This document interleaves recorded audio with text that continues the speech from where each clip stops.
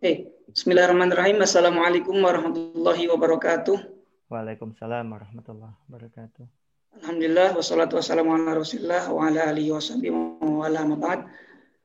Yang kami hormati di sini ada kita yaitu Dr. Aan Rukmana dan juga Kak Chaista Rahmanillah.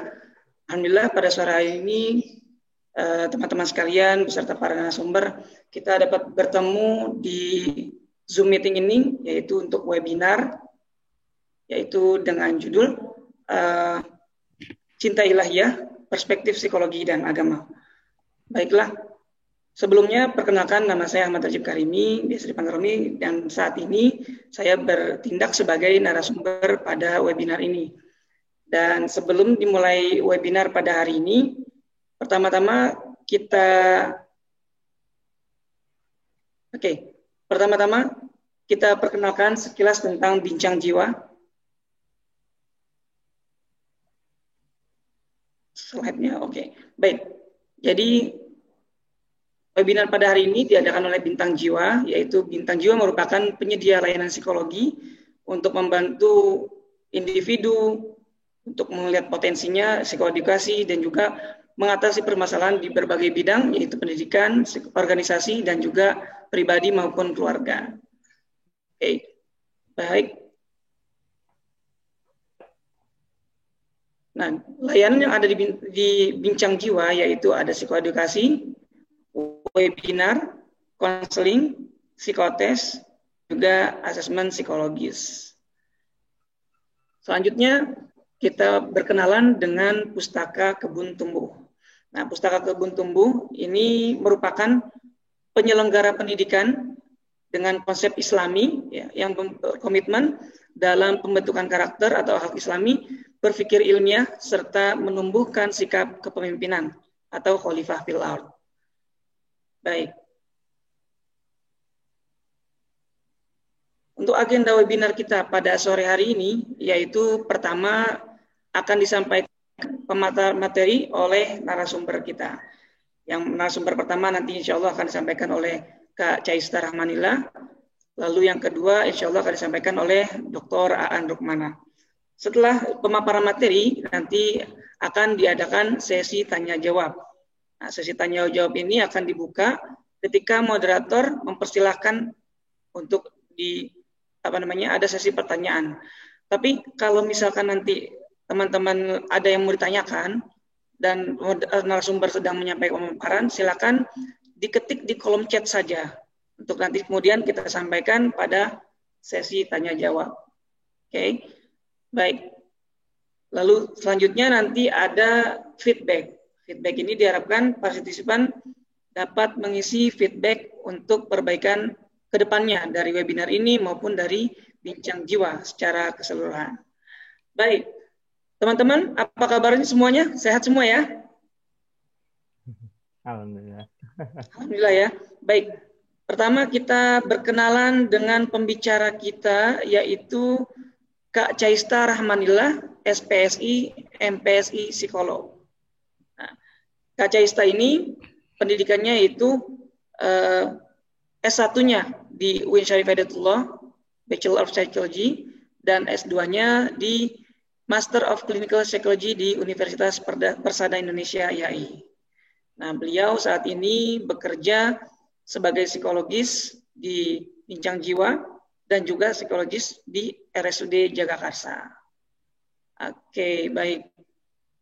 Lalu kita berkenalan dengan Kak Dr. Aan Rukmana. Nah, Kak Aan ini pendidikannya yaitu Bachelor of Islamic Philosophy di Paramadina University, lalu Master of Islamic Philosophy di Islamic College for Advanced Studies di London, ya.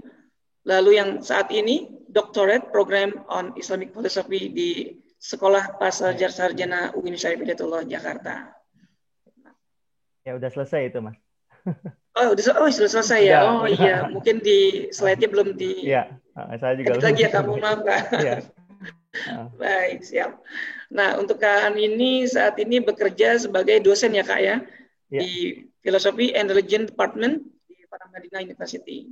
Dan juga sebagai Director of Cooperation and Institutional Development di Paramadina Institute of Ethics and Civilization. Baik. Oke, teman-teman yang berbahagia, baiklah kita memasuki materi yang pertama yang akan disampaikan oleh pembicara kita, yaitu Kak Chaista Rahmanillah, MPSI Psikolog. Kepada Kak Chaista, kami persilakan. Selamat sore juga semuanya. Assalamualaikum warahmatullahi wabarakatuh. Waalaikumsalam warahmatullahi wabarakatuh. Sebuah kehormatan juga buat saya untuk bergabung lagi, memberikan materi ini, kemudian juga mendampingi teman-teman semuanya sambil ngabuburit ya, daripada kita nongkrong terus jadi sarang penyakit yang lain lah, klaster yang lain lah. Mudah-mudahan dengan pertemuan ini justru menambah banyak keberkahan. Saya ingat banget kata-kata Kak Aan, mudah-mudahan ini menjadi resonansi kita untuk saling memanggil dalam kebaikan gitu ya Kak ya, karena yang namanya energi itu katanya menular. Ketika kita memancarkan energi positif itu kayak kita memberikan sinyal gitu ya. Kita memancarkan, tapi sebenarnya sinyal itu beresonansi balik lagi ke kita. Mudah-mudahan juga dengan pertemuan kita sore ini, saat kita meniatkan pertemuan ini untuk beribadah kepada Allah, untuk lebih mengenal Tuhan kita, mudah-mudahan kebaikannya, keberkahannya pun juga kembali lagi kepada kita. Gitu ya. Kemudian teman-teman tidak berlama-lama, saya izin untuk share screen.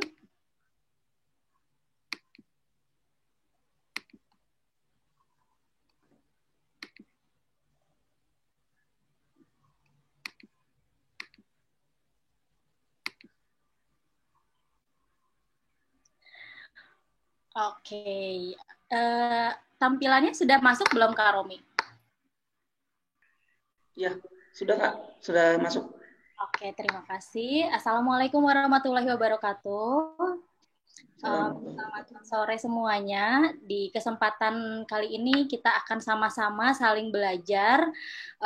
Juga saya berharap kalau memang ada pemaparan saya mungkin kurang tepat, mangga silakan, saya sangat open untuk feedback dan lain-lain, karena jujur ini adalah pengalaman saya yang pertama untuk memaparkan materi ini, karena biasanya kalau topik-topik mengenai psikologi mungkin saya cukup familiar gitu ya, walaupun tidak menguasai semuanya, tapi tentang psikologi Islam jujur ini merupakan hal yang baru gitu ya, padahal sebenarnya ini sangat dekat dengan kita gitu ya, cuman ya balik lagi psikologi itu kan sumber adalah dari barat gitu ya, jadi memang kiblat kami itu bahkan ke sampai kitab diagnosa kami itu sumbernya ke barat gitu, makanya ada beberapa hal yang mungkin tidak sesuai dengan value saya sebagai umat beragama gitu ya, seperti yang kita ketahui ada namanya DSM atau kitab diagnosa psikologi yang versi 5, versi terbaru, di mana versi tersebut menghapuskan LGBT sebagai gangguan kejiwaan gitu, dan itu saya sangat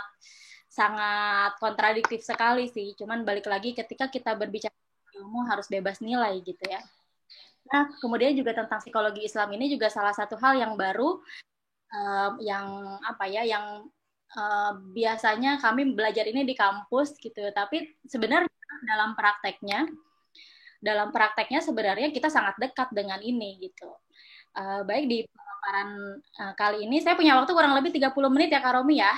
Iya, betul Kak. Silakan Kak. 30 menit ini saya akan memaparkan bagaimana sih konsep cinta, terutama konsep cinta ilahiyah dalam perspektif psikologi. Gitu ya. Next. Selama 30 menit ke depan, yang akan menjadi fokus saya adalah kita akan berbicara tentang cinta dalam konteks psikologi dulu secara umum. Kemudian bagaimana gambaran dan respon psikologi saat kita jatuh cinta, karena ternyata saat kita jatuh cinta tuh kita ada respon-respon fisiologis dalam tubuh yang yang sangat mempengaruhi kondisi kita, kondisi fisik kita, yang sehingga itu menjadi make sense gitu. Kemudian kita akan berbicara tentang bagaimana jatuh cinta dengan tepat, artinya ketika kita melibatkan Tuhan dan jatuh cinta, mudah-mudahan itu semakin mudah gitu ya. Dan yang terakhir, yang paling pamungkas akan pembahasan tentang, akan menjelaskan tentang konsep cinta ilahiyah dalam perspektif psikologi. Dan sebenarnya mungkin akan lebih dibahas lebih dalam lagi sama Kak Aan. Pertanyaan pertama adalah kita sering sekali berbicara tentang cinta, tapi apa sih sebenarnya cinta? Gitu. Ketika berbicara tentang hubungan antara dua orang yang saling mengasihi, saling menyayangi, kita berbicara bahwa itulah cinta. Ketika ada seorang laki-laki bertemu dengan perempuan dan mereka bersama, kita akan memframingkan bahwa itu mungkin yang disebut dengan cinta. Tapi ada juga orang yang menganggap bahwa cinta itu adalah hubungan individual antara ayah, ibu, dan keluarga. Itu juga bisa disebut dengan cinta. Tapi ada kok orang yang ternyata tinggal sendirian, dia nggak punya kerabat, nggak punya partner, tapi dia punya hewan peliharaan, kemudian muncul fitrah kesayangan, fitrah menyayangi, ternyata itu juga bisa disebut dengan cinta. Lalu ada juga yang kedekatan, kebersamaan antara satu, dua, atau bahkan sekelompok manusia yang memiliki satu frekuensi misalnya, atau satu kesukaan misalnya, kita juga menyebutnya itu adalah cinta. Atau ketika kita datang ke sebuah tempat peribadatan, kemudian kita menyerahkan pikiran kita, menyerahkan perasaan kita, mendekatkan kita dengan sesuatu entitas yang tidak kasat mata gitu ya, tidak ada bentuk fisik. Kita sangat mempercayai itu, kita juga menyebutnya itu adalah cinta gitu. Lantas sebenarnya cinta itu apa sih? Sebelum ngomongin tentang cinta, cinta ini kan sebenarnya masalah klasik ya, dan hampir semua orang mengalaminya gitu. Jadi kadang orang ketika berada di fase cinta ini sering mengeluh, kok aku jadi nggak fokus ya, kayaknya yang dipikirin dia terus, kayak yang dipikirin tuh si objek itu terus gitu. Mau ngapa-ngapain kepikiran terus. Nah sebenarnya itu adalah sebuah respon yang wajar. Kenapa? Karena di sini ada teori tentang cinta yang disebutkan oleh Erich Fromm. Jadi Erich Fromm ini adalah seorang psikoanalis, seorang filsuf juga, seorang psikolog juga yang berasal dari Jerman. Dia memiliki asumsi bahwa yang namanya cinta itu adalah merupakan respon manusia dari keterpisahannya. Apa sih keterpisahan itu? Jadi kan gini, manusia itu kan lahir sebagai makhluk yang spesial ya. Dia punya kesadaran dan kita tuh sadar bahwa kita adalah suatu entitas, bahwa kita adalah suatu hal yang ada wujudnya gitu kan. Kita berbeda nih wujudnya antara satu dan yang lainnya gitu. Makanya kita sadar bahwa kita ini ternyata sebagai individual yang berbeda gitu ya. Saya, walaupun misalnya saya memiliki kembaran yang identik, misalnya semuanya gambaran kembar identik, tetap aja saya dan kembaran saya adalah dua entitas yang berbeda atau dua wujud yang berbeda gitu. Makanya kita akhirnya sadar nih bahwa ternyata kita ini sendirian gitu. Saat kita di perut ibu, terus kita tiba-tiba lahir ke dunia, itu sebenarnya kan kita bukan lahir dari keinginan kita kan, kita nggak punya kuasa untuk memilih saat itu gitu ya. Tapi dari situ kita sadar, kita semakin menyadari bahwa kita itu sebagai seseorang yang berbeda, bukan lagi bagian dari ibu kita gitu. Jadi kita sebagai satu entitas atau kita sebagai satu wujud tertentu gitu. Makanya kita ini sebagai seorang wujud, sebagai seorang entitas tidak bisa melawan apapun yang terjadi di alam ini gitu. Dan disitulah kita mulai merasa adanya kesendirian gitu. Maka cinta ini adalah jawaban dari terpenjaranya perasaan kita, terpenjaranya rasa kesendirian kita. Jadi yang namanya cinta itu adalah respon manusia yang naluriah terjadi saat kita merasa keterpisahan dengan satu entitas tertentu. Jadi kayak kita tuh sendirian, tapi kita butuh bergabung dengan entitas yang lain. Entah itu mungkin ketika kita di gambaran tadi tuh saat dia bertemu dengan pasangannya, berarti kita bersatu dengan satu entitas wujud yang lain berwujud pasangan. Atau dia misalnya dalam keluarga, kita nempel nih ke entitas yang lain dalam wujud keluarga gitu. Nah berikutnya, cinta itu kan terbentuk dari konsepsi-konsepsi yang ada di dalam alam ini gitu ya, tapi ternyata ada miskonsepsi dalam persepsi tentang cinta gitu. Yang pertama adalah cinta itu dipandang sebagai sesuatu yang bahwa ketika kita berpikir tentang cinta itu adalah soal dicintai gitu. Jadi kita selalu mikirin saat kita punya persepsi tentang cinta tuh gimana caranya kita dicintai, bukan caranya kita mencintai dengan tepat gitu. Pasti deh itu udah naluri manusia gitu. Saat kita berpikir tentang cinta itu pasti kita berpikir tentang gimana ya caranya saya dicintai oleh orang yang saya sayangi, saya dicintai oleh lingkungan sosial kita gitu. Dan konsepsi-konsepsi ini ternyata konsep yang salah gitu atau miskonsepsi. Nah, miskonsepsi yang kedua adalah adanya asumsi bahwa cinta itu adalah tentang objek, bukan tentang skill. Jadi kan pasti deh, ketika kita berpikir tentang cinta, akan ada konsep di dalam alam bawah sadar kita bahwa yang namanya cinta itu tentang objek, bukan tentang kemampuan atau bukan tentang skill. Makanya kenapa dalam kehidupan kita, kita selalu mencari the one gitu ya. Apakah dia orang yang tepat untuk saya? Apakah kita ini jodoh atau tidak? Apakah apakah kita akan menjadi partner yang baik gitu.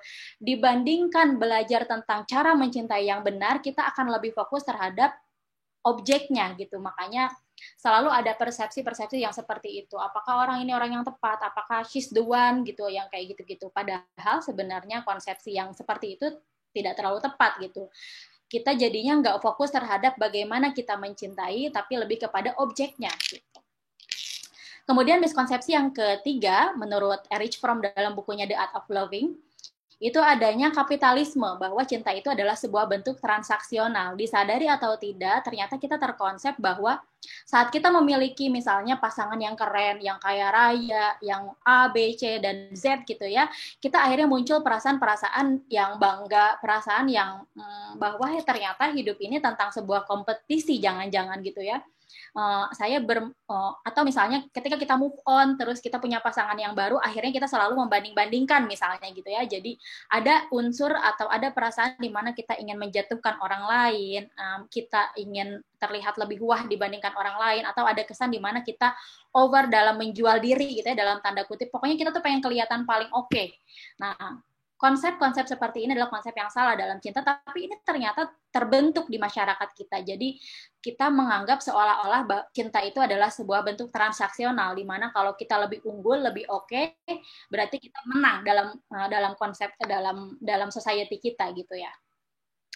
Kemudian miskonsepsi yang terakhir adalah menurut Erich Fromm adanya kebingungan antara pengalaman awal jatuh cinta dan kondisi permanen ketika kita berada dalam fase jatuh cinta. Dan sebenarnya ini ada faktor fisiologis atau faktor dalam tubuh kita juga sih.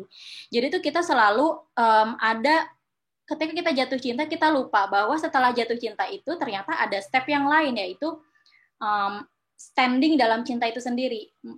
Ngomongin cinta selalu familiar dengan istilah jatuh cinta gitu ya.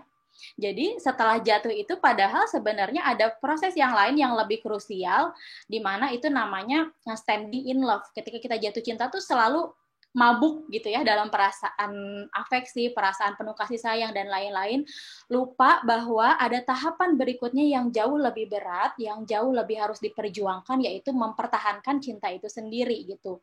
Kita selalu fokus pada fase awal jatuh cintanya aja gitu.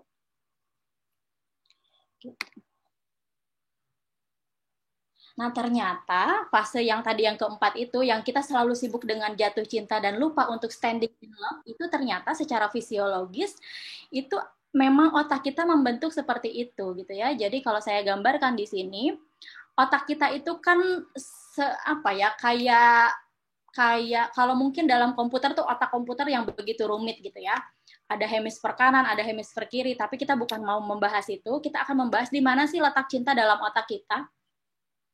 Jadi dalam otak kita itu terdapat frontal lobe atau lobus frontal, di mana di situ ada talamus. Talamus itu kayak bagian otak yang di situ terdapat amigdala. Amigdala itu adalah bagian otak yang mana dia berfungsi untuk mengatur emosi, mengatur agresi di otak, termasuk cinta di dalamnya.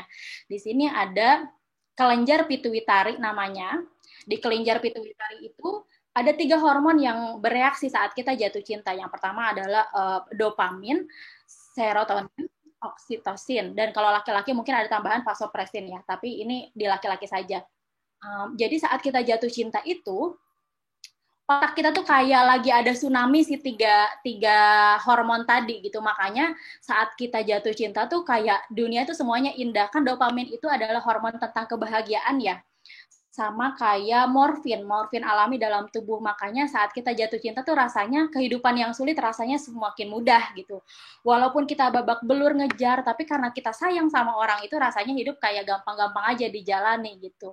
Tapi ternyata dalam fase itu tuh ada jangka waktunya. 6 sampai dengan 8 bulan tsunami hormon itu tetap muncul nih dalam otak kita. Makanya mungkin dalam waktu 6 sampai 8 bulan tuh ketika kita dekat dengan orang tuh kita akan merasanya hidup akan indah-indah aja gitu. Padahal setelah 6 sampai 8 bulan fase itu akan menurun. Si hormon-hormon itu nggak akan kayak seperti awal hormon itu muncul gitu. Makanya itulah kenapa saat 6 sampai dengan 8 bulan itu akan masuk ke fase standing in love gitu, atau bahkan ketika menikah kemudian seksual intercourse yang pertama atau hubungan seksual yang pertama itu selesai di situ. Maka konsep berikutnya adalah bagaimana caranya mempertahankan cinta tanpa mengandalkan hormon dopamin atau hormon serotonin atau vasopressin yang ada di dalam otak kita gitu. Karena itu cuma bisa bertahan di 6 sampai dengan 8 bulan. Setelah itu kita sendiri nih yang harus berusaha untuk tetap menjaga bahwa cinta itu tetap eksis gitu. Padahal kita punya kebutuhan untuk nempel ke entitas-entitas lain yang tadi aku jelaskan di awal. Gitu. Nah, kemudian dari kesadaran itu, Erich Fromm akhirnya menyadari bahwa oke, cinta itu adalah sesuatu skill, suatu seni yang harus dipelajari, karena kalau memang kita mengandalkan kondisi tubuh aja dia nggak akan bertahan, dia cuma bisa bertahan di 6 sampai dengan 8 bulan. Kita butuh sesuatu yang bisa mendrive kita untuk terus belajar mencintai, karena ketika kita berkomitmen dengan orang yang kita sayangi, kita kan ingin berkomitmen seumur hidup gitu ya, bahkan til jannah kalau bisa kan sampai ke surga gitu. Makanya untuk mempertahankan itu, untuk tetap gloom, untuk tetap untuk tetap berbunga-bunga, kita butuh sesuatu yang harus kita pelajari gitu. Makanya cinta itu, Erich Fromm itu menyebut cinta adalah sebagai sebuah seni yang dengan itu kita akan mampu mengembangkan skill kita untuk terus standing in love, untuk terus bertahan dalam cinta gitu ya.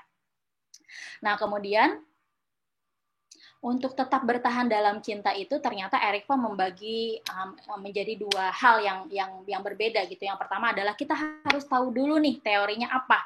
Kemudian kita harus praktek, karena cinta itu balik lagi adalah sebuah seni. Dia kayak skill yang harus dilatih. Sama kayak mungkin melukis, sama kayak mungkin bermain musik. Kan nggak mungkin ujuk-ujuk bisa bermain musik tanpa kita harus praktek gitu ya. Sama. Ketika kita mencintai pun kita akan terus-terusan belajar bagaimana untuk mencintai pasangan, mencintai orang tua, mencintai orang-orang di sekeliling kita gitu. Nah, kemudian Erich Fromm itu membagi cara belajar, cara skill tentang cinta itu menjadi beberapa bagian yang dia petakan dari bagaimana orang mempelajari tentang cinta atau bagaimana orang mempelajari tentang seni dalam mencintai. Yang pertama adalah orgiastic state. Nah, orgiastic state itu adalah mungkin kita melihatnya dalam bentuk prosesi peribadatan, di mana ketika kita beribadah, kita seperti melebur dengan entitas lain, di mana entitas itu tidak terlihat. Maka saat kita beribadah tuh kayak analoginya seperti orang yang nge-fly dalam kalau lagi pakai obat tuh kan ada fase nge-fly-nya gitu ya. Jadi kayak kita melebur entah dengan apa, tapi kita merasa berkeyakinan bahwa kita sangat bersatu kok dengan entitas itu gitu. Sama seperti orang-orang yang sedang beribadah menurut Erich Fromm ya. Gitu. Jadi dia melebur menjadi sesuatu, menyatu dengan sesuatu yang tidak terlihat memang, tapi efeknya kuat. Tapi ternyata itu belum sempurna karena itu hanya temporari, hanya ketika saat itu aja gitu. Tidak bisa dijadikan pembelajaran yang terus-terusan. Itu yang pertama. Yang kedua adalah konformitas. Nah, kalau konformitas itu adalah kita bersatu dengan lingkungan kita. Kita mengikuti lingkungan kita. Misalnya kayak, oh, saya orang Indonesia, maka saya bersatu dengan entitas sebagai orang Indonesia. Atau misalnya kesukuan, orang Jawa, orang Bali, orang lalala, dan lain-lain gitu ya. Jadi konformitas itu adalah kita melebur dengan komunitas-komunitas tertentu gitu. Yang ketiga adalah aktivitas kreatif. Kenapa aktivitas kreatif? Karena saat kita enjoy, saat kita menikmati aktivitas kreatif yang bentuknya kreatif, kita pasti akan merasa bergabung, kita akan merasa tidak terpisah dengan entitas tersebut, akhirnya masuk ke flow state-nya mereka gitu. Kita menikmati, akhirnya kita tidak merasa sendirian lagi karena kita udah engage, karena kita udah masuk ke aktivitas kreatif tersebut gitu. Tapi balik lagi, ternyata ketiga hal ini sifatnya parsial, nggak ada tuh yang sempurna, masing-masing tuh punya keunggulannya masing-masing gitu. Kayak tadi orgiastik itu dia efeknya kuat, tapi ternyata tidak abadi gitu ya, dia temporary. Konformitas dia nggak begitu kuat, tapi dia cukup panjang. Aktivitas kreatif juga sama. Jadi si tiga ini tuh tidak sempurna nih, maka Eric Fromm ini belum selesai sih penelitiannya, dia kayak ada sesuatu yang kurang, apa ya, there is something that missing yang dia nggak tahu harus apa ya sebenarnya yang bisa fulfill bahwa skill cinta ini tuh sempurnanya seperti ini gitu. Nah, kemudian Eric Fromm ini berkaca dari yang tiga tadi yang tidak sempurna tadi, dia merasa bahwa ada sesuatu yang apa ya, ada sesuatu yang menjadi jawaban terhadap eksistensi manusia. Apa itu?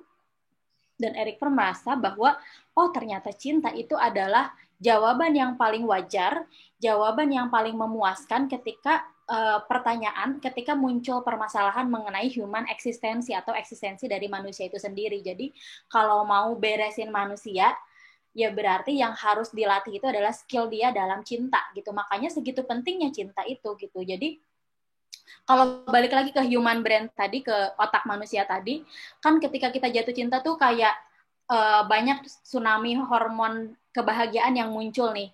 Pun sama, ketika kita patah hati, si 3 hormon yang tentang cinta itu juga bubar jalan. Maka ketika kita patah hati pun, dunia itu rasanya hancur dan lain-lain. Itu hal yang wajar gitu. Makanya urusan cinta ini nggak bisa disepelekan. Orang bilang, halah patah hati doang, segitunya banget gitu. Enggak, saat itu justru adalah segalanya, karena pusat dunianya orang tersebut tuh ada di otaknya dia gitu. Dan ketika dia patah hati, si hormon tadi tuh kan bubar jalan, artinya juga entitas dia sebagai manusia akhirnya muncul lagi tuh kesendiriannya dia butuh orang lain untuk bersatu gitu, dan dia nggak menemukan itu. Makanya fungsi-fungsi kehidupannya yang lain pun akan terganggu, misalnya dia jadi nggak produktif, dia jadi mungkin nggak grow sebagai manusia gitu, dia nggak bertumbuh sebagai manusia, dia akan di level yang sama gitu. Makanya urusan cinta ini adalah hal yang paling memuaskan, hal yang paling make sense untuk menjawab pertanyaan tentang eksistensi manusia gitu. Nah, kemudian tipe-tipe cinta menurut Eric Fromm, yang pertama adalah ketika ngomongin cinta bisa jadi itu tentang brotherly love. Brotherly love itu adalah kesatuan kita dengan entitas lain karena kita memiliki kesamaan atau karena kita respect, kayak persahabatan gitu kan. Persahabatan itu artinya kita cinta, sayang kepada makhluk lain karena adanya mutual respect, adanya kepercayaan, adanya kehormatan kita dengan orang lain, adanya kesamaan kita dengan orang lain gitu ya. Jadi kita menyandarkan entitas kita, meleburkan kesendirian kita dengan orang lain yang memiliki satu frekuensi gitu. Yang kedua adalah unconditional love atau cinta yang tanpa syarat gitu ya. Dan cinta ini kita dapatkan dari orang tua atau orang yang kita anggap sebagai orang tua. Nah, balik lagi ke pembahasan awal bahwa yang namanya manusia itu kan makhluk yang menyadari bahwa dia sendiri nih. Dia makanya butuh entitas lain, butuh wujud lain untuk tidak merasa sendiri. Dan cinta yang tidak kondisional atau cinta yang tanpa syarat itu hadir dari orang tua. Itulah mengapa ketika kita bayi, itu kita menyusui kepada orang tua. Karena untuk membangun attachment atau kelekatan dengan orang tua, kita menyadari bahwa cinta orang tua kepada anak itu unconditional gitu ya, tanpa syarat, nggak ada syarat apapun gitu. Dan itu ada dalam kondisi kita ketika anak-anak. Yang ketiga adalah romantic love. Nah ini mungkin bahasa Indonesianya sih disebutnya cinta erotis. Ya memang karena ketika romantic love itu berbicara tentang romantic love ketika dengan pasangan, komponennya bukan hanya kebutuhan untuk memenuhi entitas atau tidak sendiri saja gitu, untuk memenuhi ketidaksendirian aja, tapi di situ ada komitmen, kemudian di situ ada intimacy, mungkin di situ di dalamnya ada komitmen yang lebih tinggi, misalnya pacaran atau pernikahan, atau misalnya menjalin intimacy misalnya dengan seksual intercourse dan lain-lain gitu. Jadi romantic love ini cenderung tentang hubungannya dengan partner. Nah, kemudian tipe yang cinta keempat adalah tipe yang self love. Artinya tipe cinta untuk mencintai diri sendiri. Jadi gimana caranya kita bisa bergabung dengan entitas lain kalau kita sendiri pun tidak bisa bergabung dengan diri kita sebagai sesuatu entitas yang utuh gitu. Jadi sebelum mencintai orang lain, pastikan dulu juga kitanya sebagai manusia itu sudah utuh dalam mencintai diri sendiri. Tapi kata Eric Fromm itu semua tuh kayak masih ada yang kurang nih, masih belum sempurna gitu. Makanya dia menyebutkan yang terakhir itu adalah love towards God, atau mungkin ini kita mulai masuk ke cinta ilahiyah tuh adanya di sini gitu. Jadi pernah nggak sih kepikir bahwa kok bisa ya saat kita mencintai Tuhan, ini obrolanku dengan temanku kemarin gitu kayak, kok bisa ya kita tuh sangat percaya bahwa Tuhan itu eksis, bahwa Tuhan itu ada, bahwa kita mencintai Allah, mencintai Rasulullah, padahal ketemu dengan Rasulullah aja nggak pernah, membayangkan Tuhan itu seperti apa aja kita nggak mampu gitu ya, tapi kenapa bisa muncul rasa kasih sayang gitu, karena ternyata puncak cinta tertinggi itu adalah love towards God ini gitu. Ketika kita mencintai Tuhan, kita nggak tahu nih, kita nggak pernah lihat, tapi perasaan itu secara fitrah, secara naluriah muncul gitu. Jadi penyatuan tertinggi, kan tadi tuh kalau penjelasan di awal manusia itu adalah makhluk yang sendiri, butuh entitas lain untuk bersatu. Nah ternyata penyatuan yang paling tinggi itu adalah ketika kita bersatu dengan Tuhan. Maka ketika kita mencintai Tuhan, mencintai agama kita, mencintai entitas lain yang tidak berwujud, tapi kita sangat percaya itu, maka ternyata itulah puncak tertinggi dalam cinta gitu. Dan ketika itu semua terjadi, maka aspek-aspek kehidupan yang lain pun menjadi berfungsi secara maksimal. Gitu. Maka gimana sih biar kita bisa mencintai secara utuh? Nah, di situ ada beberapa aspek yang menurut Erich Fromm harus dipenuhi. Yang pertama adalah care, ya. Kita harus peduli, harus responsibility juga, harus ada tanggung jawab bahwa cinta itu bukan hanya perasaan dopamin tadi tuh tsunami dopamin dalam otak yang meledak-ledak sehingga kita mau menjadikan dia sumber dunia kita dan lain-lain, tapi juga bertanggung jawab mungkin kalau dalam pernikahan ya menafkahi dan lain-lain. Terus juga ada respect, kita menghormati, dan juga harus ada pengetahuan di dalamnya bahwa yang namanya cinta itu bukan hanya soal perasaan juga, tapi soal seni yang harus dipelajari terus-terusan agar cinta itu terus tumbuh gitu. Jadi yang namanya cinta itu jangan sampai cuma berhenti di 6 bulan sampai dengan 8 bulan tuh di fase honeymoon state namanya. Jadi fase yang happy-happynya aja. Kita harus menyadari bahwa cinta ini harus tumbuh nih gitu. Ketika kita bersatu dengan entitas lain, misalnya dalam komitmen pernikahan, ketika menikah, jangan sampai selesai di perasaan aja, tapi juga harus sama-sama saling grow gitu ya, saling bertumbuh satu sama lain gitu. Terus balik lagi ke cinta, apa sih sebenarnya ketika kita jatuh cinta, apakah kita tuh sudah jatuh cinta dengan tepat gitu ya? Jangan-jangan cinta kita ini hanya ada di fase honeymoon state tadi, di 6 sampai dengan 8 bulan pertama saat hormon dopamin, endorfin dan lain-lain sedang puncak-puncaknya dalam otak sehingga kita lupa daratan, atau sebenarnya kita sudah mencintai orang, mencintai entitas lain dengan tepat. Gimana cara ngukurnya?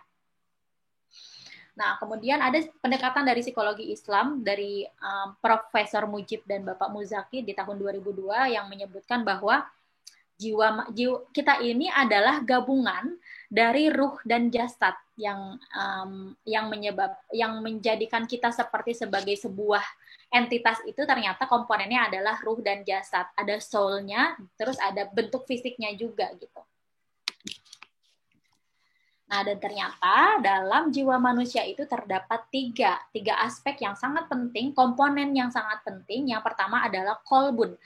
Kolbun ini adalah sesuatu yang berhubungan dengan rasa. Nah, mungkin cinta itu posisinya ada di sini, berhubungan dengan rasa, berhubungan dengan emosi gitu ya. Yang kedua adalah al-aql atau kognisi atau cara kita berpikir, cara kita berdaya cipta itu adanya di kepala kita. Dan yang ketiga adalah an-nafs atau berhubungan dengan karsa, konasi. Konasi itu kayak kehendak kita untuk melakukan keputusan tertentu, mengambil keputusan, berkehendak, melakukan apa enggak ya, gitu. Itu adanya di an-nafas. Nah, cinta itu adanya di mana kalau dalam jiwa? Cinta itu adanya di kolbun, gitu. Jadi, kolbun ini jauh sebelum Erich Fromm membuat teori tentang seni dalam mencintai, ternyata secara naluriah kita tuh punya yang namanya kolbun, atau kita ada yang namanya cinta yang memang sudah given dari Tuhan, yang memang itu naluriah, yang udah ada, datang dari Allah sendiri, diciptakan dari Tuhan sendiri, di mana kolbun itu mengatur manusia untuk mengontrol, mengendalikan impuls dan lain-lain. Jadi sebenarnya manusia itu dibentuk oleh Tuhan itu sebagai sesuatu yang suci, yang punya pengontrolnya sendiri, yang menjadikan dia baik tidak baik itu sebenarnya kan konasinya dia ya, dia berkehendaknya maunya seperti apa, padahal given-nya dari Tuhan sebenarnya dia adalah orang yang baik gitu, dia adalah orang yang mampu mengontrol emosi, penuh cinta dan lain-lain. Jadi kolbun ini tidak hanya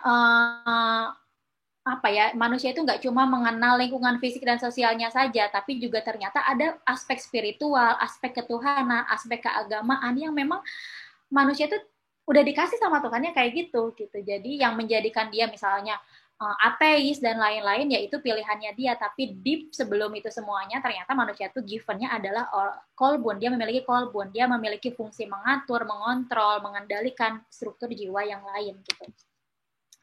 Maka izinkan saya menutup dengan hadis yang benar-benar menampar saya gitu. Jadi manusia itu kan sebenarnya di dalam tubuhnya terdapat segumpal daging. Makanya ketika berbicara cinta, maka berbicara tentang heart. Heart itu kan sebenarnya jantung ya. Tapi kenapa ya simbolnya love? Tapi sebenarnya dalam fisik manusia yang namanya heart itu adalah jantung. Di dalam jantung kita terdapat sebuah hal yang entitas yang baik gitu, tapi yang merusak itu juga ternyata manusia itu sendiri gitu. Jadi ketika kolbun kita rusak, jangan salahkan orang lain, jangan salahkan Tuhan, jangan salahkan entitas yang lain, tapi ya memang kita yang memilih bahwa kolbun kita adalah tidak baik gitu. Makanya perilaku manusia itu ditentukan oleh dirinya sendiri. Tapi sebelum itu semuanya ternyata given-nya adalah kita itu orang yang baik. Kita itu punya hak untuk mengontrol, untuk mengatur, dan lain-lain. Itu sih, terima kasih. Kayaknya dia udah over ya, udah lebih dari 30 menit ya. Mudah-mudahan bermanfaat. Kalau ada yang salah, itu pasti datangnya dari saya, jadi mohon dikoreksi, dan mudah-mudahan ada manfaatnya untuk yang lainnya. Terima kasih. Assalamualaikum warahmatullahi wabarakatuh. Saya kembalikan ke Kak Romi ya. Oke, baik, terima kasih Kak Caista atas pemaparan materinya yang begitu mantap ya, dari sisi psikologinya, baik dari sisi psikologi menurut perspektif Barat, dan juga tadi ada dari perspektif Islamnya. Oke, jadi kalau kata Kak Ita tadi, rasa cinta itu setiap makhluk pasti ada ya. Saya jadi ingat lagu dangdut ini. Rasa cinta pasti ada pada makhluk yang bernyawa gitu ya. Iya, benar-benar. Iya ya. Sejak lama sampai kini tetap suci dan abadi. Oke, baik. Baik, terima kasih Kak Caista untuk materinya, dan kita akan lanjut ke materi kedua, yaitu dengan Dr. Aan. Dan kepada para peserta webinar pada hari ini, kami informasikan bahwa nanti di akhir akan ada kuis ya. Jadi mohon diperhatikan materinya dengan seksama. Nanti ada kuis, insya Allah ada hadiahnya. Oke, baik. Silakan kepada Kak Aan untuk memaparkan materinya. Baik, Bismillahirrahmanirrahim. Kak Romi, jelas suara saya? Siap, jelas Kak. Jelas ya, baik. Bismillahirrahmanirrahim. Assalamualaikum warahmatullahi wabarakatuh. Waalaikumsalam warahmatullahi wabarakatuh. Baik,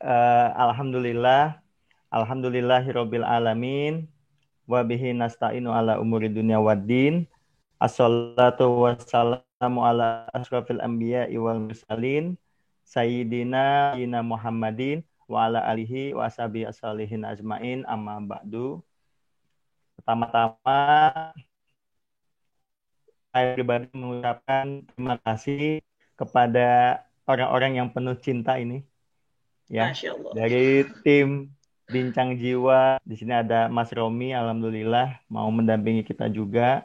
Kemudian ada adik saya, ini Mbak Cesta. Alhamdulillah sudah menyampaikan materinya sangat bagus sekali. Sampai-sampai saya tadi hampir mengatakan kayaknya udah cukup deh gitu. Jadi kalau kalau ada pengisian materi itu udah disampaikan dengan sangat baik, akhirnya saya menyimpulkan kayaknya udah cukup deh gitu. Saking bagusnya penyampaiannya. Tadi betul udah disinggung dari sisi banyak dari sisi psikologi, bagaimana Eric Fromm menjelaskan mengenai cinta dan lain sebagainya.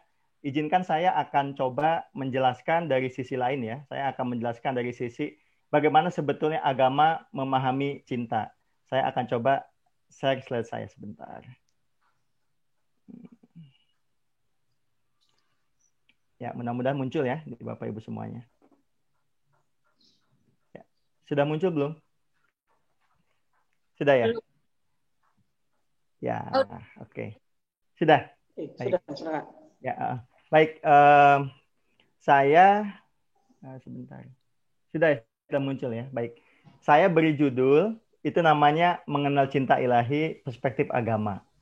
Karena saya pikir sih tadi alhamdulillah sudah diantarkan juga oleh adik saya Mbak Cesta mengenai bagaimana sebetulnya cinta dipahami dari sisi psikologi.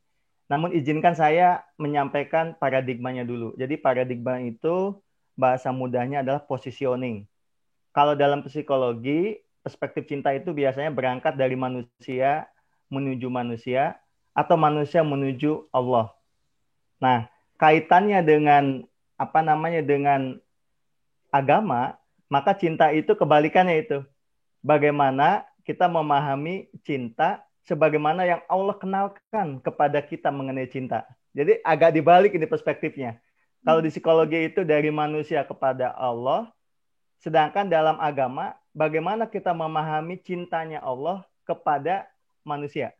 Jadi kita agak balik ini perspektifnya begitu. Nah, bagaimana kita bisa tahu cintanya Allah kepada manusia? Maka Allah sudah menitipkan banyak infonya kepada kita melalui kitab suci. Kalau di Islam ada hadis Rasulullah, ya, ada turos dan lain sebagainya. Sehingga kita tahu bagaimana Allah mencintai kita semuanya. Nah, saya akan lanjutkan. Kira-kira saya akan tampilkan ini gambar ini sering saya munculkan karena ini gambar yang menurut saya mewakili apa yang disebut sebagai cinta ilahi tadi. Jadi jalan cinta itu sebetulnya sepi tapi ramai.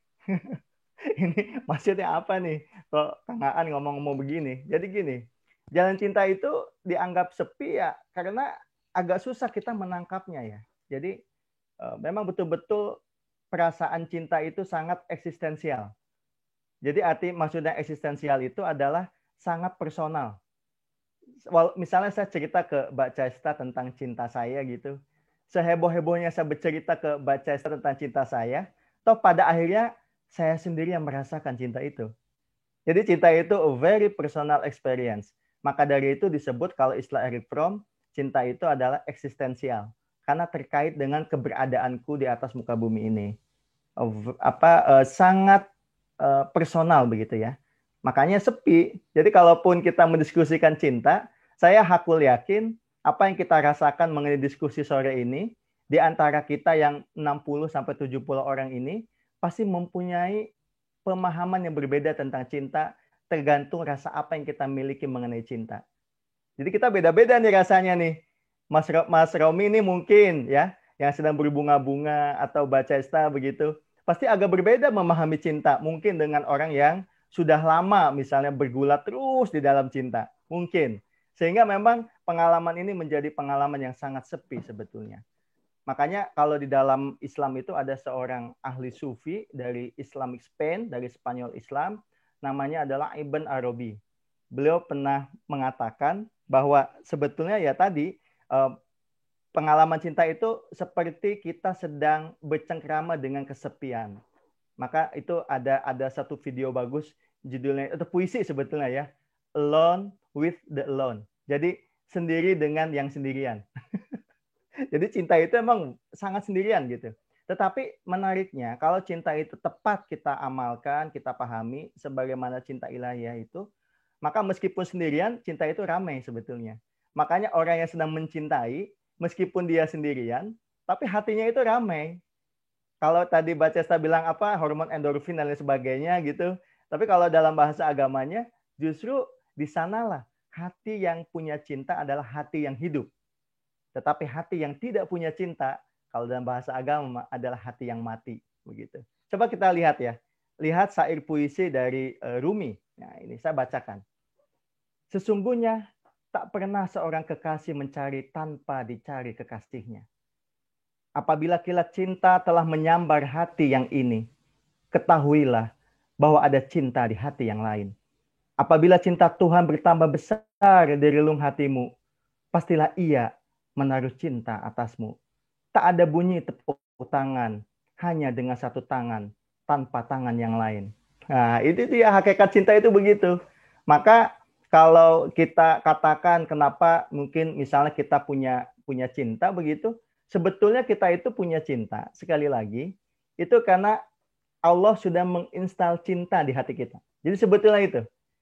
Dan kalau Bapak, Ibu, kawan-kawan, teman-teman semua mencintai yang lain, maka yakinlah sebetulnya cinta itu juga bertepuk kok. Jadi jangan pernah takut untuk mencintai yang lain.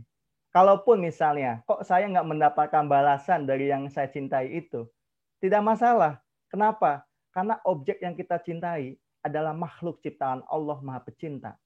Meskipun kita tak dapat balasan dari makhluk yang kita cintai, maka kita mesti yakin Allah akan membalas cinta kita itu.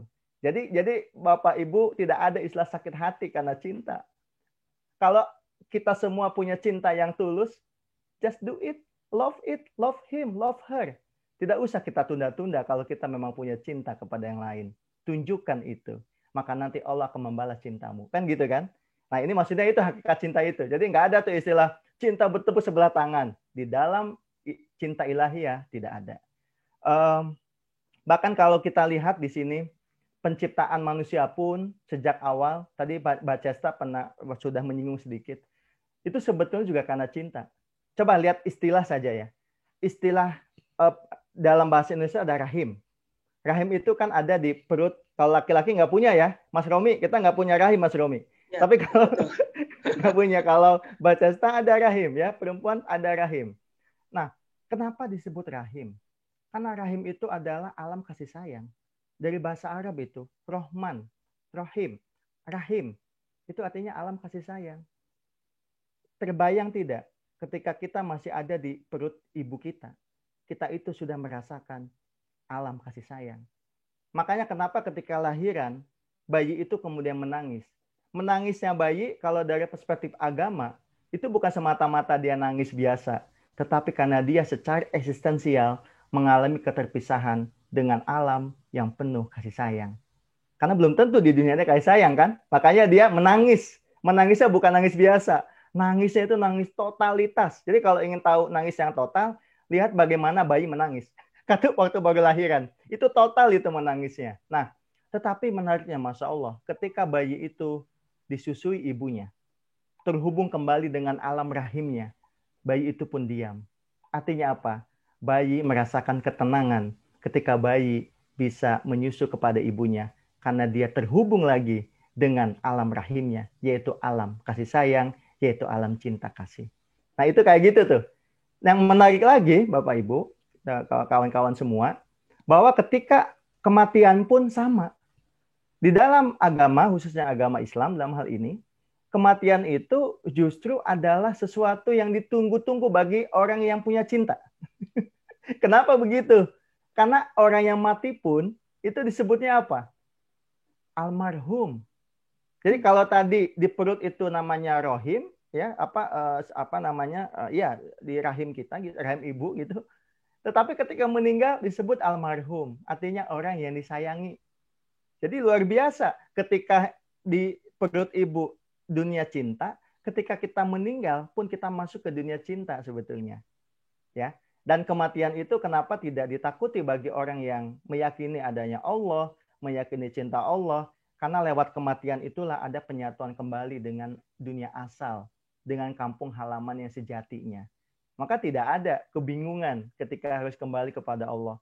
Makanya Bapak Ibu, ini alasannya kenapa kita ketika hidup ini diminta untuk menyebarkan juga cinta. Ya, kenapa gitu? Karena memang cinta itulah ciri kalau kita itu punya ruh. Tadi Mbak Cesta udah menjelaskan sangat bagus ya. Di tubuh manusia itu ada fisik, jiwa, dan ruh. Nah, ini ada 3 kategori sebetulnya. Jadi bahasa gampangnya, fisik itu dimensi material. Nah, kalau Bapak Ibu lihat wajah saya agak bulat, agak lonjong begitu ya, rambutnya udah mulai agak-agak tipis begitu, itu fisik ya. Lihat jas saya warna biru, itu fisik. Nah, tetapi ternyata manusia itu menjadi manusia bukan semata-mata dia punya dimensi fisik, tetapi karena manusia itu adalah punya jiwa. Tetapi bukan hanya karena punya jiwa, karena manusia itu punya ruh. Makanya kenapa di dalam psikologi Islam, kajiannya itu nggak berhenti hanya kepada jiwa. Nah, ini yang membedakan nanti dengan psikologi yang lain ya, Mbak Cesta ya. Kalau misalnya psikologi yang modern yang kita pelajari itu biasanya berhenti hanya ke jiwa saja ya. Jadi fisik, jiwa begitu. Tetapi kalau di dalam psikologi yang transpersonal psychology misalnya yang lebih terkini, itu larinya sampai ke ruh. Kenapa? Karena di ruh itulah lokus dari cinta sebetulnya. Dan ini sebagaimana juga kalau di Al-Quran disampaikan oleh Allah, beliau mengatakan, Bismillahirrahmanirrahim, wa nafahtu min ruhi, aku tiupkan ruhku. Jadi yang menjadikan kita itu hidup menjadi manusia karena Allah meniupkan ruhnya kepada manusia. Dan ketika sudah ditiupkan itu, terjadi dialog di alam sebelum alam ini ya. Di alam ruh namanya. Antara Allah dengan ruh. Dialognya kira-kira begini. Allah bertanya kepada ruh itu, Alastu birabbikum, apakah aku ini Tuhanmu? Kemudian ruh menjawab dengan sangat yakin, Bala syahidna. Betul, engkau adalah Tuhan kami dan kami menyaksikannya. Makanya kalau dalam tradisi Islam, kenapa ada syahadat? Sebetulnya syahadat itu bukan deklarasi sekarang ya. Itu adalah konfirmasi ulang atas komitmen di alam dulu, di alam ruh. Ketika kita meyakini adanya Allah. Gitu. Nah, kira-kira seperti itulah. Dan itu adalah pusat cinta. Bahkan di dalam hadits qudsi misalnya Allah pernah mengatakan, kuntu kanjan makhfiyan fa ahbabtu an u'rafa fa khalaqtul khalqa fa bi'arafuni. Aku adalah bejana yang tersembunyi. Aku ingin dikenal. Fa ahbabtu, ya aku cinta untuk dikenal oleh manusia. Fa khalaqtul khalqa, maka aku ciptakan manusia. Dengan cara demikian mereka akan mengenalku. Jadi penciptaan manusia aja itu atas nama cinta. Ya. Jadi penciptaan manusia saja itu atas nama cinta. Dan lokusnya itu ada di dalam ruh. Nah, cinta itu sebetulnya bagaimana sih? Cinta itu cuma satu kok, Bapak Ibu, kawan-kawan, adik-adik, kakak-kakak semua. Yang pesan tertinggi dari cinta adalah masalah penyatuan. Cinta itu tidak pernah memisahkan. Jadi inti dari cinta cuma satu sebetulnya, menyatukan kita dengan yang dicintainya. Hanya itu saja. Ya. Wah, kalau gitu Pak, harus nikah dong. Nggak mesti nikah semuanya. Ya nggak mungkin lah. Tetapi masa kita nikah sama binatang? Kan nggak mungkin kan? Tapi artinya cinta menyatukan itu adalah kita secara rohania itu tersatukan. Ya, tersatukan secara rohania. Sehingga kita akan senantiasa selalu melakukan kebaikan-kebaikan dimanapun. Kebaikan dengan siapapun. Baik kita berjumpa dengan orang yang kita kenal, dengan orang yang tidak kenal, termasuk dengan binatang, dengan tumbuhan, termasuk dengan semut yang sedang berjalan mungkin di depan laptop saya sekarang. Kita nggak boleh melukai mereka. Kita nggak boleh memisahkan mereka. Justru kita mesti menyatukan mereka dengan cinta tadi. Makanya jalan menuju penyatuan itulah jalan cinta. Coba Bapak Ibu perhatikan deh. Semua konflik di dunia ini bersumber karena hilangnya cinta. Perang agama karena hilangnya cinta. Peperangan di mana-mana, termasuk perang saudara, karena cinta yang hilang. Dan lain sebagainya. Maka dari itu, jalan cinta adalah jalan penyatuan menuju al-haq. Maka dia menjadi suci. Makanya kenapa sih kalau dalam terminologi agama, cinta itu suci? Ya karena dia jalan penyatuan kok.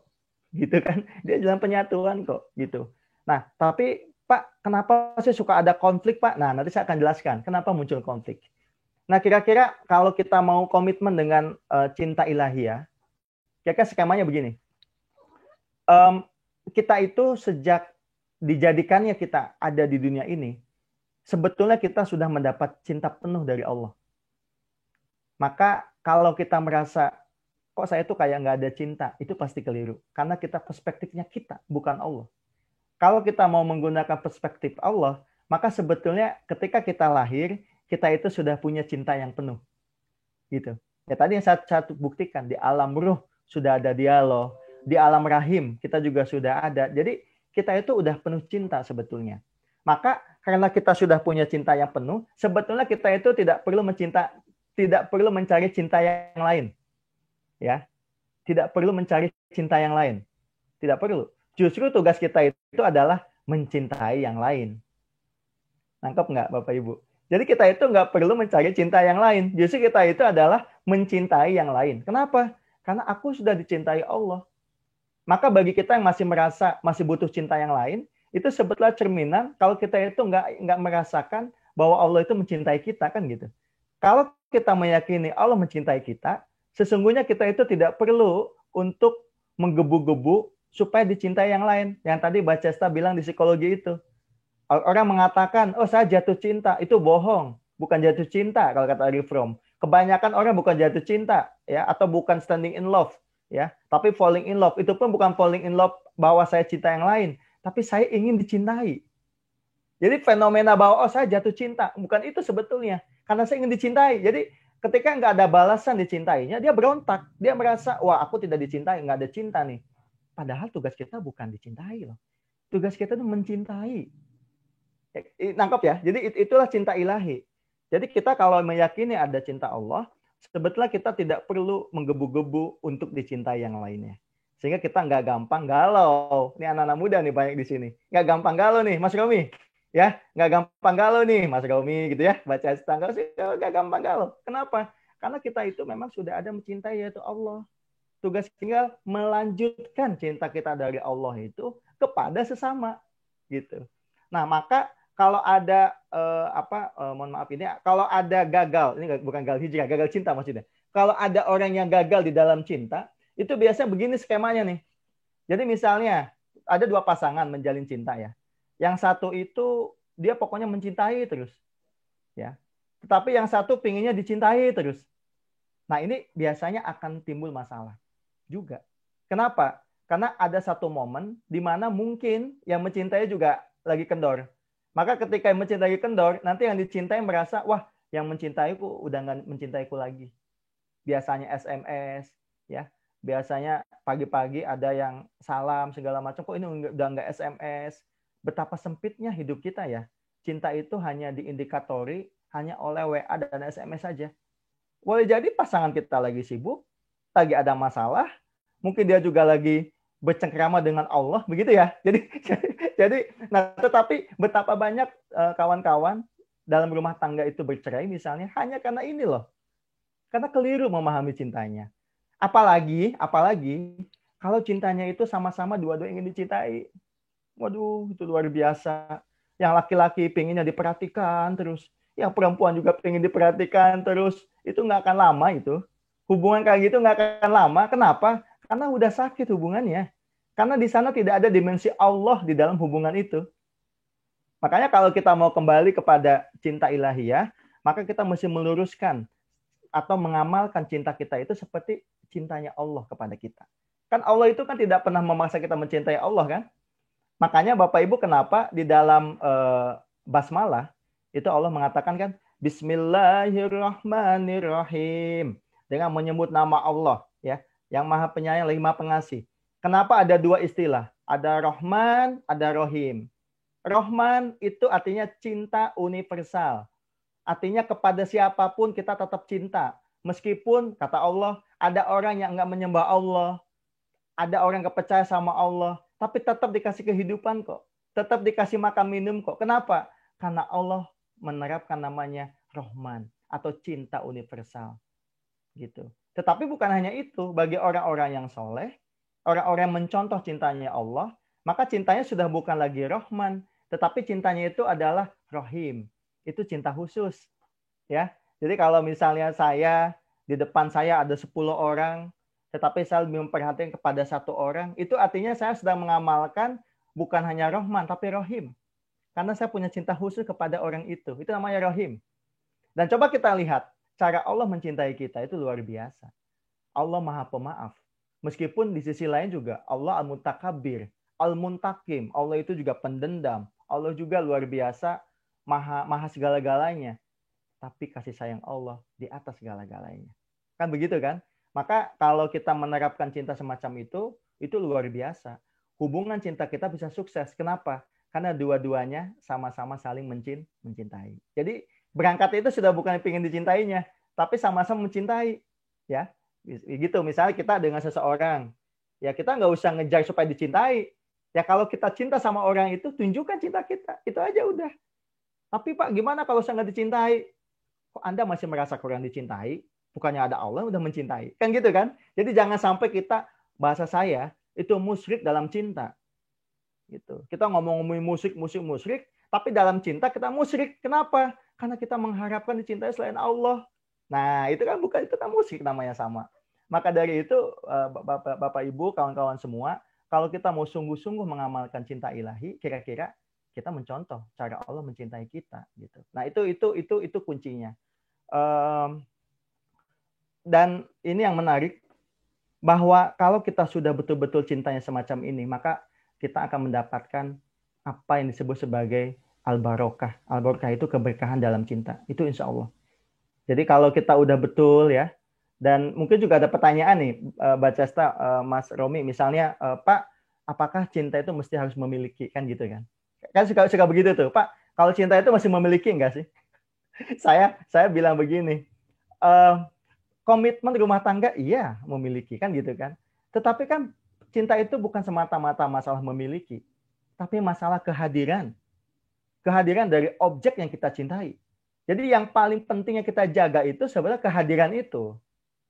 Ngerti nggak kehadiran? Jadi saya contohkan misalnya, Bapak Ibu sekarang ngedengerin saya webinar ya, berbicara begitu. Tapi boleh jadi di hati Bapak Ibu bukan saya loh yang hadir. Matanya melihat saya, tapi kesadarannya bukan ke saya. Entah ke temannya, entah ke yang lain gitu. Itu namanya kehadiran. Padahal cinta itu adalah masalah kehadiran. Dan sebagaimana juga Allah sudah ajarkan kepada kita, bahwa beragama itu juga masalah kehadiran. Kenapa sih kita ibadah? Kenapa kita puasa nih sekarang bagi yang muslim? Itu kan masalah kehadiran. Kalau orang-orang Kristiani misalnya, kenapa mereka beribadah mingguan? Itu sama, itu masalah kehadiran. Merasakan kehadiran Tuhan di dalam hidup mereka. Kita pun sama. Nah, maka kalau kita bisa merasakan kehadiran orang yang kita itu atas nama Allah, itulah insya Allah cinta kita itu, Mbak Cesta, Mas Romi, tidak akan membuat kita gundah gulana. Karena penyebab kita gundah gulana itu adalah karena kita merasa cinta itu ada pada objek. Padahal kekuatan cinta, sebagaimana Eric Fromm katakan, bukan di objek, tapi di akunya, di subjeknya. Nah, kira-kira itu. Maka tidak heran, Bapak Ibu, saya mau tutup dengan tadi, kalau Mbak Cesta nutup dengan hadis, saya tutup dengan Al-Quran. Kira-kira ini yang penting. Di Al-Quran itu kita justru diminta berlomba-lomba dalam kebaikan kan. Jadi kebaikan itu atau albir ya, itu adalah yang menyatukan. Sedangkan permusuhan itu adalah yang memisahkan. Ya kalau bahasa muda saya ya justru dengan cinta itulah kita tersatukan. Kenapa kita ada webinar sore ini?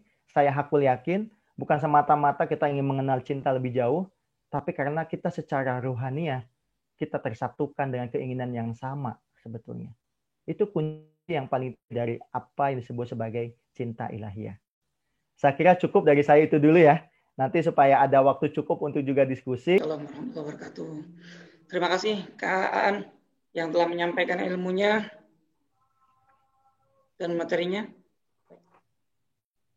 Oke, baik. Kita sudah ada beberapa penanya nih Kak. Pertama, kita akan bacakan terlebih dahulu. Mohon izin bertanya, bagaimana psikologi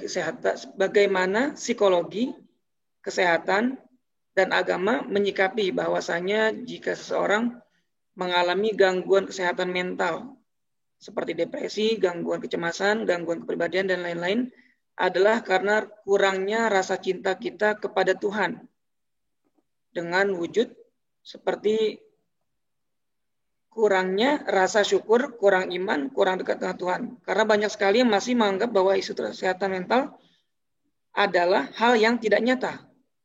Seperti mungkin sakit fisik yang biasa kita terima. Padahal sakit mental juga dapat menyerang siapa saja layaknya sakit fisik. Bagaimana pula kita seharusnya menanggapi orang-orang yang masih berpikiran seperti itu? Baik, terima kasih. Silakan kepada Kak Caista. Baik, terima kasih atas pertanyaannya. Nanti punten Kak Aan kalau saya belum nggak lengkap, kayaknya masih nggak lengkap, mau dilengkapi. Oke, silakan. Oke, jadi ini berarti pertanyaannya terkait dengan adakah keterkaitan antara iman dengan kondisi kesehatan mental gitu ya, atau apakah ada keterkaitan antara cinta kita kepada Tuhan dengan kondisi kesehatan mental gitu kali ya, Kak Romi ya? Ya. Sebenarnya mungkin ini cocoknya kita jawab di webinar sebelumnya ya Kak ya.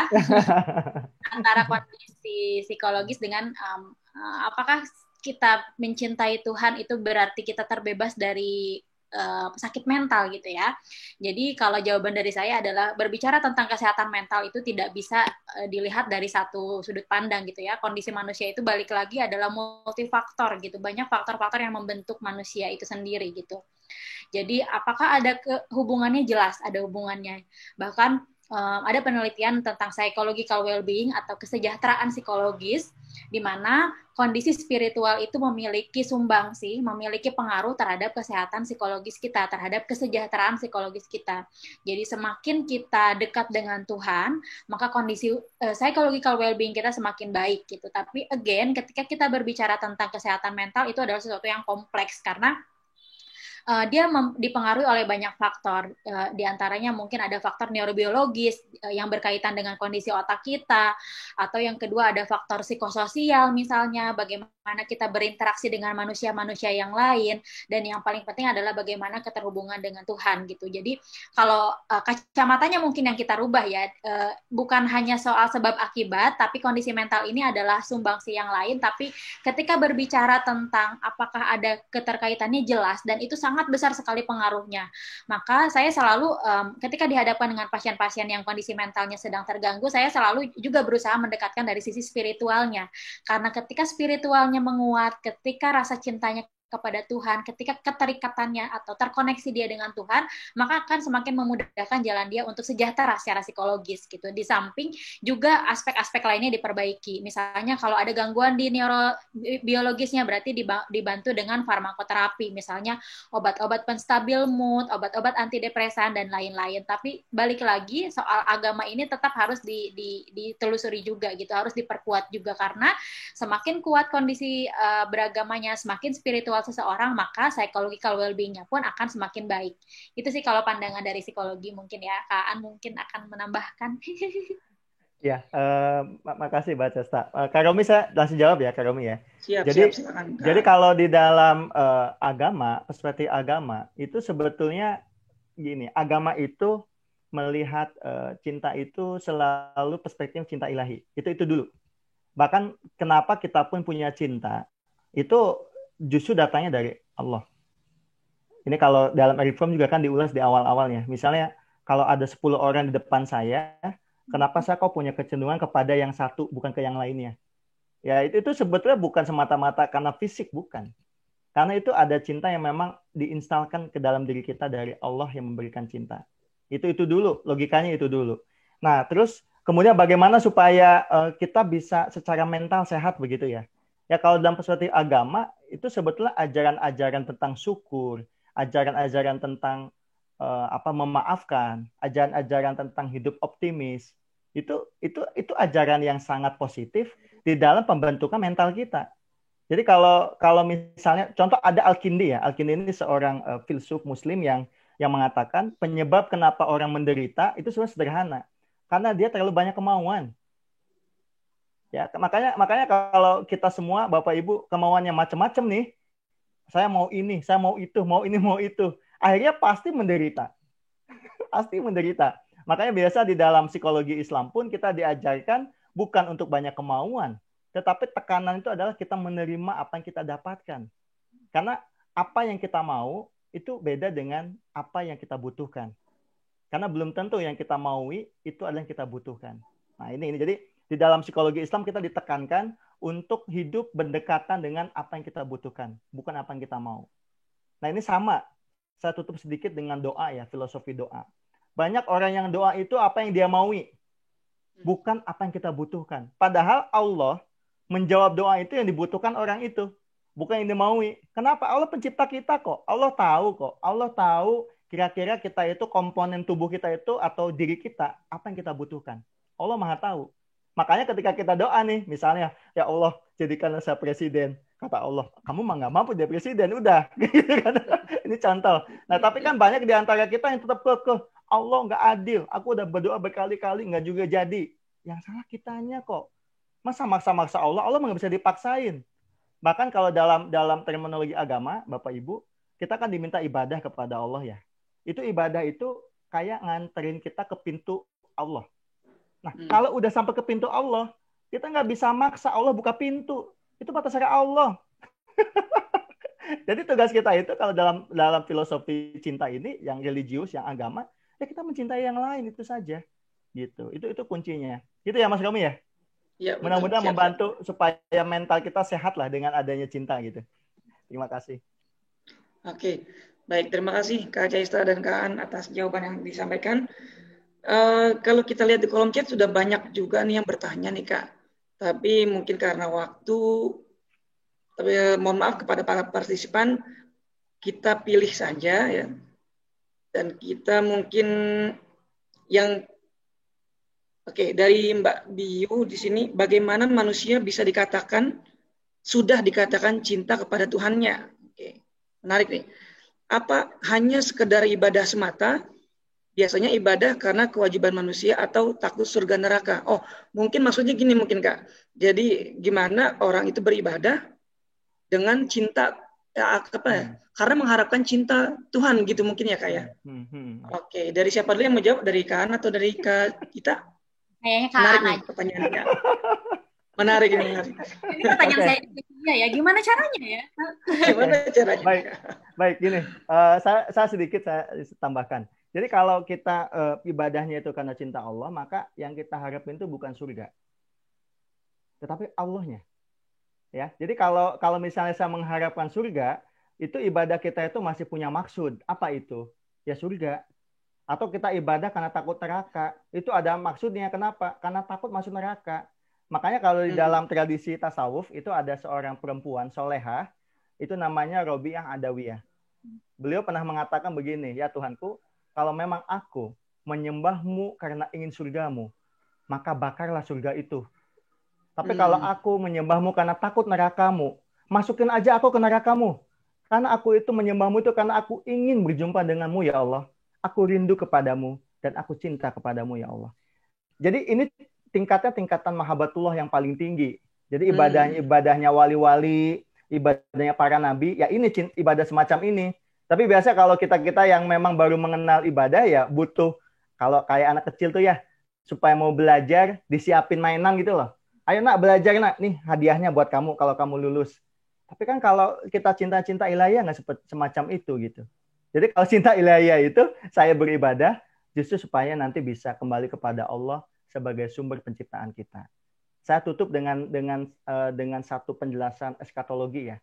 Jadi nanti nih kalau kita udah meninggal, kalau selama hidupnya kita selalu dijaga kesadaran cinta kepada yang lain dengan baik, maka di saat kita meninggal, kita itu bisa insya Allah bisa lebih lancar sampai kepada Allahnya. Biasanya orang yang sesat adalah orang yang selama hidupnya tidak pernah latihan mencintai atau sesamanya mencintai yang lainnya karena Allah, sehingga ketika udah meninggal, kesadarannya itu masih ingat dunia, tapi bukan karena Allah. Padahal dunia itu sudah tidak bisa dipegang lagi. Maka itulah penderitaan. Di saat kita sudah berada di pintunya Allah, tetapi jiwa kita atau ruh kita masih ingat dunia. Makanya kenapa kita diminta selama kita hidup, ayolah kita ingat Allah terus. Ini kayak kita lagi webinar begini nih, ya. Ingatnya siapa? Allah. Nah ini kita belajar gitu untuk menumbuhkan itu. Sehingga nanti ketika kita beribadah, insya Allah ibadahnya juga karena cinta. Ya, bukan ini Mas Romi, bukan ingin dilihat mertua, bukan ya Mas Romi ya, ingat itu bukan. Atau dilihat pacar atau kekasih atau istri, bukan itu, tapi karena Allah Subhanahu Wa Taala. Saya kira itu jawabannya Mas. Siap. Terima kasih Kak. Saya jadi teringat mungkin kayak maqalah ulama ala sabilil jaza, ala sabilil khauf, sama ala sabilil mahabbah gitu ya Kak ya. Betul. Jadi kan ada tiga tipe orang beribadah gitu ya. mengharapkan pahala, takut neraka, sama cinta Mahabbah. karena Allah Cinta. gitu ya. Iya, betul. Level tertinggi berarti cinta kepada Allah Level gitu ya. tertinggi itu cinta sama Allah. Iya. Oke, baik. Oke, dari Kak Caista mungkin. Dari perspektif, jadi saya jadi keingat bahwa kan setiap tahapan perkembangan kita itu ada tugas perkembangannya ya. Maka ketika kita ingin mengajarkan, ketika kita ingin belajar bagaimana kita terkoneksi dengan Tuhan, mencintai Allah sebagai sebuah entitas, bukan karena iming-iming surga, neraka, atau lainnya gitu, adalah dengan memenuhi tugas perkembangan sesuai dengan perkembangannya.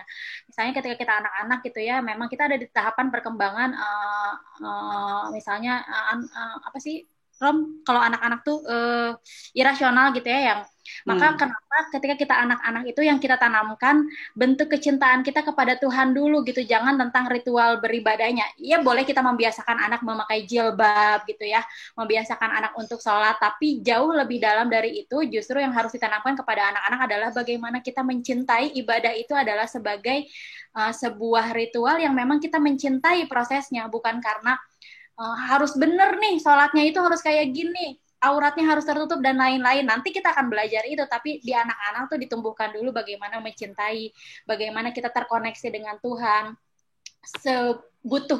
Kita ini sangat butuh sekali dengan adanya Tuhan dan lain-lain gitu. Jadi kalau dalam aspek psikologis adalah bagaimana kita belajar mencintai Tuhan itu adalah dengan sesuai dengan usianya gitu. Jadi tanamkan cinta terhadap Tuhan itu sedini mungkin. Walaupun nantinya kita akan belajar tentang beribadah yang benar dan lain-lain, tapi yang paling dasar adalah tauhidnya dulu gitu, kecintaan terhadap Tuhan dulu ya. Oke. Mungkin kalau saya tambahkan gini mungkin kali ya. Kan kalau kita di psikologi itu belajar ada afeksi, kognisi, sama psikomotor gitu ya. Berarti kalau untuk bagaimana beramal itu cinta kepada Allah, pertama kita kuatin imannya dulu gitu ya. Di afeksi kita dulu gitu ya.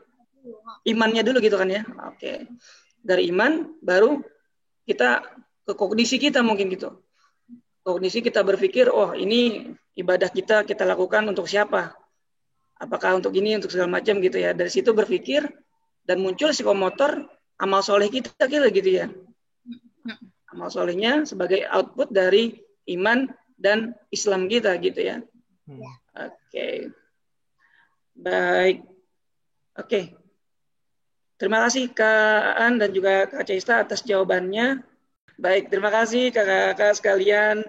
Dan juga kepada para narasumber, Kak Caista dan juga Kak Aan untuk memakan materi-materinya. Mudah-mudahan pertemuan kita pada sore hari ini bisa menimbulkan manfaat bagi kita dan kita bisa mengaplikasikannya dalam kehidupan kita sehari-hari. Dan insya Allah Ramadan kita semakin berkah. Amin ya Rabbal Alamin. Baiklah Bapak Ibu, rekan-rekan dan para narasumber yang kami hormati. Terima kasih sekali lagi dan mohon maaf apabila terdapat kekurangan. Kita tutup dengan membaca hamdalah bersama-sama. Alhamdulillahirrahmanirrahim. Oke.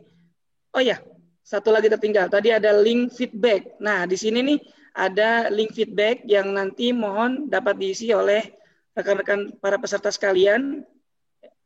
Bisa di-scan barcode-nya atau diklik link-nya. Nanti bisa disampaikan apa kesan dan pesannya dari webinar kita pada hari ini. Mudah-mudahan menjadi pelajaran juga bagi kita selaku penyelenggara untuk webinar-webinar bincang jiwa ke depannya ya. Oke, terima kasih dan mohon maaf. Wassalamualaikum warahmatullahi wabarakatuh. Waalaikumsalam warahmatullahi wabarakatuh. Terima kasih banyak Mas Romi, Kak Aan, terima kasih ya. Sama-sama, terima kasih.